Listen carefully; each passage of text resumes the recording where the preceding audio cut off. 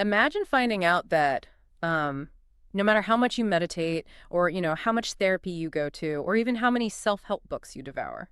Which is a lot for most of us these days. Right. Exactly. Imagine finding out that despite all of that, you physically cannot achieve happiness unless your neighbors actively respect you. It's a tough pill to swallow. Yeah.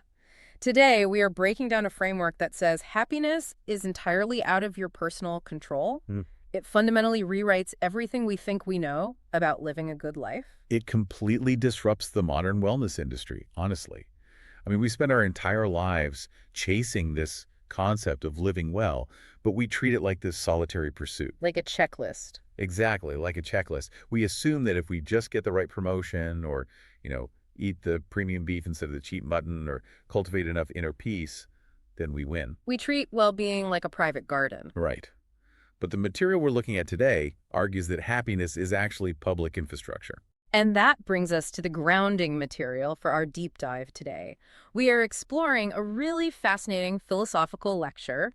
This was delivered in Hwaseong, South Korea, back in April of 2026. And we should clarify, this isn't your standard corporate presentation. Oh, definitely not. No slides on like corporate synergy or quarterly goals here. It is a sweeping, highly ambitious manifesto. Yeah, it takes personal happiness, social responsibility, artificial intelligence, and national identity, and it weaves them into this one massive interdependent framework. It really operates as a grand unified theory of society. The ideas presented here attempt to fundamentally rewire how we understand success. Shifting the metric, right, from something you accumulate individually to something you are absolutely required to co-create with the world around you. Which is wild. So our mission today is to extract the core mechanics of this framework. We want to help you, the listener, understand how shifting our definition of living well could radically alter our approach to leadership, wealth distribution, and even how entirely different generations work together on the ground. It's a huge scope. It really is. Okay, let's unpack this. The foundation of this entire philosophy starts at the individual level, but it maps out a very specific, almost mathematical progression of emotions. Yeah, you don't just jump straight to happiness. Right, you have to climb a ladder. Exactly. There's this rigid four-stage emotional progression required to live well. Yeah. First, an experience just has to be fun. Just fun. Yeah. Think of fun as a sensory, fleeting spark. It's a great meal, an entertaining movie, but, fun doesn't last. Right. If you sustain that engagement and add a layer of cognitive appreciation, that fun evolves into something the speaker calls enjoyable. Okay, so fun is eating the premium beef, but enjoyable is sharing that meal with people whose company you actually value. That's a great way to put it. You're moving from a purely physical sensation to a mental one. Okay, makes sense. And then from enjoyable, the emotion deepens into being joyful. Joy is an internal resonance. It's a sense of purpose. It's when the enjoyable activities you're doing actually align with your broader values. But here's the critical catch, right? Because passing through fun, enjoyable, and joyful, that's still not enough to reach the final destination. No, it's not. The final destination is being happy. And this is where I have to step in and playfully push back on the logic a bit. Because the argument here is that true happiness is not an internal state. Yep. You don't get to wake up, look in the mirror, and declare yourself happy. In this framework, happiness is only achieved when others confirm it. Specifically, when you are respected by other people. Right. What's fascinating here is how directly this challenges the Western ideal of the self-contained, independent individual. Oh, absolutely. I mean, we are constantly fed mantras like happiness comes from within or your validation doesn't depend on others. Yeah, exactly. But this framework flips that entirely on its head. It reframes personal success as an entirely socially dependent metric. Yeah. If you are respected, you are a happy person, almost by default. Like the sheer weight of being respected forces that state of happiness upon you. But is happiness really a team sport, though? I mean, think about it like being a comedian in an empty room. You might write a joke that you think is mathematically perfect. Yeah. You might be laughing at your own material. That's joyful, right? It is joyful. But without an audience actually laughing back at you, are you actually doing comedy? The argument is that leadership and happiness operate the exact same way. Without the reflection of respect from others, your happiness is just an illusion. And we see the practical mechanics of this fail in the workplace all the time. Think about a manager or a CEO. Right. The title of superior implies authority. But the framework argues that if a boss is not respected by their subordinates, They are fundamentally feeling at their role. Yeah, society is kind of losing that vertical dynamic of respect right now. Totally. The hierarchical title is completely meaningless without that energetic exchange of respect. You're just a person sitting at a slightly larger desk. Exactly. We have a society filled with people in high positions, but very few people who are actually looked up to. A superior who is ignored or, secretly disrespected by their team cannot possibly be living well. Because of the friction. Right. The stress, the lack of authentic connection, it creates this emotional bottleneck. Yeah. No matter how high their salary is, they are stuck at enjoyable or maybe joyful, but they are completely locked out of happiness. Which exposes a massive structural problem. If my ultimate happiness depends entirely on earning your respect, how do I actually compel you to respect me? Well, you can't just demand it. Right, you earn it by stepping into a role they call the social parent. Yes, the social parent. Here's where it gets really interesting. Becoming a social parent means stepping out of the isolation of being a mere consumer. It means taking on a nurturing, guiding responsibility for the well-being of the broader community. You don't just live in society, you live for society. Exactly. And the ambition here doesn't stop at your local neighborhood. The framework scales this concept up to the geopolitical level, specifically focusing on South Korea. And the proposition is just staggering in its scale.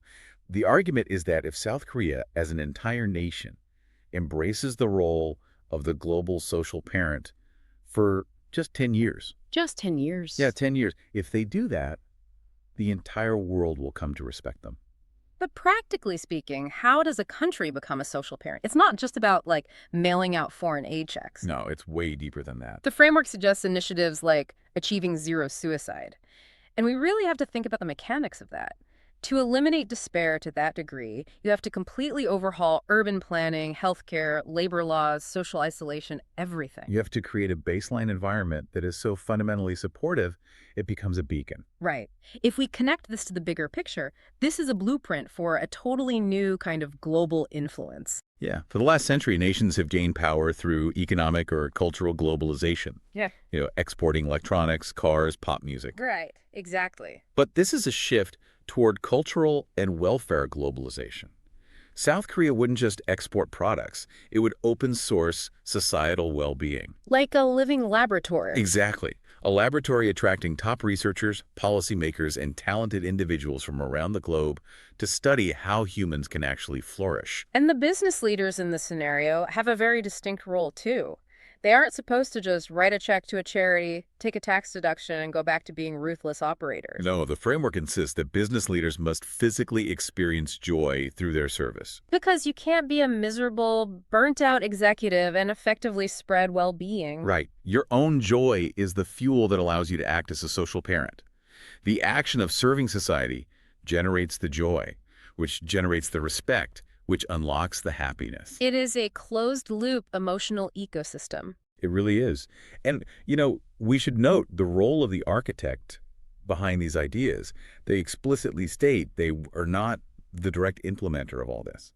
Right. They view themselves more as an instructor of humanity. Yeah, they're providing the fundamental principles, the philosophical operating system, essentially so that a new generation can actually build the hardware and empower these future social parents. Okay, providing the operating system is great, but building an open-source global welfare laboratory sounds incredibly expensive. Oh, massively expensive. If an entire society spends its time nurturing the community and acting as social parents who is paying the rent, where does the capital come from if we aren't prioritizing ruthless profit? Well, the economics of altruism is always the most difficult hurdle for any utopian vision. But the framework has a fascinating structural answer for this. Promises that if you genuinely work for the prosperity of humanity, all of your economic needs are automatically met by the universe or by humanity itself. I mean, that sounds like a magical thinking at first glance. Just do good, and the universe provides. It does sound like that. But when you dig into the mechanics of what they are saying, it's actually about the gravitational pull of capital. As an individual or a nation earns profound societal respect, resources naturally flow toward them. Yeah, initially it might just be a trickle, like membership fees, grassroots donations. Right. But as the impact of your welfare programs deepens, it transforms. You attract major, large-scale investments because people want their money associated with actual solutions to human sorrow. Because trust is the ultimate currency. When you have unprecedented respect, you lower the friction for investment to practically zero. Exactly. But to ensure this capital doesn't just pool at the top and, recreate the old system of inequality, the framework introduces a very rigid structural Oh, requirement. this blew my mind. It's called the 3-to-7 inheritance rule. I have to stop and dissect this because a 70% voluntary inheritance tax goes against every instinct of self-preservation we've been taught. It really does. The rule states that when passing on wealth, a strict 30% goes to your children, and the remaining 70% must go to a foundation dedicated to human welfare. It completely dismantles the traditional capitalist endgame of building a generational dynasty. Right. In this model, the 3-to-7 rule isn't just optional charity. It is described as the structural requirement for sustained societal respect. Because if you don't do it, If a billionaire hoards their wealth Mhm. and passes 100% to their children, they cease to be a social parent, they break the energetic exchange, they lose the respect of society, and therefore they lose their happiness. imagine if the default expectation of wealth wasn't building a family dynasty, but a 30-70 split. How would that change the way we view billionaires today? It would shift the narrative completely. Right now, we look at billionaires as dragons hoarding gold. Yeah, exactly. But under the 3-to-7 rule, extreme wealth accumulation simply becomes a temporary holding mechanism before that capital is deployed as a massive research grant for human well-being. And this taps into a very deep psychological driver of the elite. True influence changes the energy and resources that flow toward you. People at the absolute top of the economic ladder naturally desire a legacy that outlives them. They want their lives to have meant something on a historical or even spiritual scale. Right, and the framework makes a sharp historical contrast here. It notes that elites naturally want to contribute to humanity to secure a spiritual legacy, like going to heaven. Yeah, it brings up the history of institutions like the Vatican, pointing out how in the past they capitalized on this elite anxiety by essentially selling tickets to heaven. Right, wealthy individuals would donate fortunes just to secure a spiritual legacy. But the contrast being made is that this new paradigm of the social parent doesn't sell tickets. You cannot just write a check at the end of your life. The ticket is earned naturally, as a byproduct of how you lived. It's a lifestyle. Exactly. The legacy is enacted through the 3-to-7 rule and a daily commitment to the public good. Okay, so the foundation is set. We understand that happiness requires the respect of others. We know the method is becoming a social parent. We know the funding mechanism is the gravitational pull of trust and the 3-to-7 rule. Yep, that's the theory. But theories don't build infrastructure. Who is actually swinging the hammers to build this new paradigm of human welfare? This is where the framework provides highly specific, boots-on-the-ground operational advice. And it relies heavily on generational teamwork. Generational synergy. Exactly. The population is divided into distinct cohorts with very different roles. Let's start with the baby boomers. In this model, the boomers are transitioning to a higher heavenly role. Playing with heaven, I think was the phrase. Yes, playing with heaven, acting as senior guides. They hold the institutional memory, but they are no longer driving the bus. The real heavy lifting falls to the integration of two specific groups, the X generation and the digital generation. And the mandate here is that neither group can succeed in a silo. No, they have to merge into a single, unified group on the ground. True power comes when the older Gen X and younger digital generation connect. Because neither generation possesses the complete toolkit required for a shift of this magnitude. Gen X has the lived experience, the resilience, the foundational understanding of legacy systems. But the digital generation possesses the native fluency with the bleeding-edge tools required to actually scale these solutions globally. So what does this all mean? Think of it like trying to cross an uncharted ocean. Gen X is the seasoned ship captain. They know how to read the tides, they understand the weight of command, and they anticipate storms. Right. But the digital generation holds the latest Quan GPS system. You absolutely need the captain's wisdom to avoid sinking, but if you rely solely on a compass and a paper map, you will move too slowly to save anyone. And in the context of this framework, that quantum GPS is artificial intelligence. Literally. The speaker is explicitly telling them to use AI as a co-researcher for human philosophy. This raises an important question, though. We so frequently discuss modern technology, particularly AI, as an engine of isolation, right? Yeah, that it's disconnecting us. Exactly. But this framework proposes AI as the ultimate collaborative tool to help us figure out how to be better social parents and actually unite generations. And the architect of this framework is incredibly blunt about their own preferences. They openly admit that they dislike reading long, dense Which texts. is pretty relatable. Right. They don't want to sift through thousands of pages of demographic data to figure out how to live well. So they advocate using AI as a conversational processor. Yeah, they urge these generations to feed the data into AI, converse with it, generate ideas. And then just listen to the synthesized results. It's brilliant mechanics because it offloads the correct tasks. AI processes the logistical complexities of human suffering, analyzing where resources are bottlenecked, mapping out the Zero Suicide Initiative. And by letting AI handle that heavy data processing, human leaders free up their cognitive bandwidth. They can focus entirely on empathy and implementation. Exactly. It's an incredibly tall order, though. Uniting generations, deploying AI for philosophical research, restructuring wealth. To look at that mountain and actually start climbing requires serious motivation. And to light that fire, the framework closes with a really potent historical analogy. It looks back to the 33 national representatives of the Korean independence movement. Yeah, those 33 activists. The framework points out a very raw detail.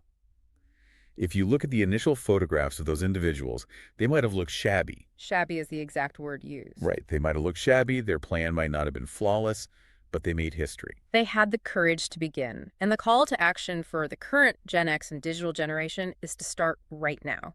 Even if their initial efforts to act as social parents look a little rough around the edges, You have to start. Live beautifully to resolve the sorrows of your ancestors. we have covered an immense amount of conceptual ground on this deep dive. Let's briefly recap the intellectual journey we just took. We started with the jarring realization that true happiness is mechanically impossible without the external validation of respect. Right. That necessity forces us to evolve from isolated consumers into social parents. And then we explored how that individual shift scales up to a national blueprint, Yeah. right? Transforming a nation like South Korea into the world's first true exporter of human flourishing. Funded by the natural gravitational pull of capital that follows immense societal trust. Exactly. And we saw how this restructures wealth through the 3 to 7 inheritance rule, ensuring resources constantly cycle back into social welfare. And finally, we broke down the execution. Boomers stepping into advisory roles while Gen X and the digital generation merge their wisdom and technological fluency using AI to build this new paradigm. The ultimate takeaway here for you, the listener, is that the path to a rich life isn't just individual accumulation, it's structural contribution. We started by asking if living well was just about choosing the most expensive item on the menu. The mechanics we've uncovered suggest a much more demanding reality. Happiness is an engine fueled entirely by whom you serve. Look around your life today. Who are you currently a social parent to? And if the answer is no one, what's one small way you could change that tomorrow? That's the real challenge. But I want to leave you with one final thought to mull over. If your ultimate happiness depends entirely on being respected by the society you live in, what happens to the pioneers who are misunderstood in their own time? If you are building a new paradigm of welfare that people don't understand yet, and society mocks you instead of respecting you, are you destined to be profoundly unhappy until they finally catch up? It's something to think about.